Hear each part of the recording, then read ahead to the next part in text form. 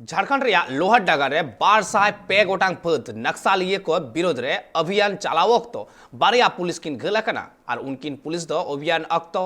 Landmine ब्लासन खातिर तेगे किन घलकना।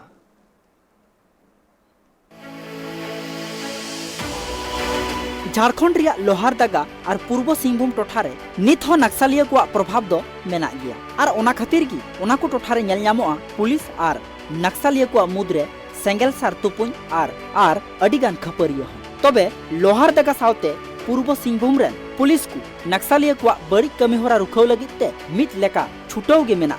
और ओना लेकाते लोहारदागा रेन मित मारांग पुलिस बाहिनी सिंहभूम और लोहारदागा टोठारिया गाजार करे अभियान को चलावेया नक्सलिया को विरोध रे तबे लई गानोआ ओना को टोठारे अडी बड़ती बीर गाजार मेना खातिर गी गाजार रिया फायदा हताव काते अको बड़ी कमी होड़ा को विस्तारिया और नक्सलिया को दो ओना बीर गाजार रिया अडिगान टोठारे गी जगह जगह करे लैंडमाइन्स को बिछावका और ओना लैंडमाइन्स लेबेट ᱧᱟᱢ काते गी बारिया पुलिस अभियान अक्तरे बम ब्लास्ट खातिर किन घलकन पुलिस नितुम दो 203 number battalion rain Dilip Kumar और नारायण दास और घलकन बानार पुलिस की नितो तीक्षे लगिते लोहारदागा सदर अस्पताल रे भर्ती हुई।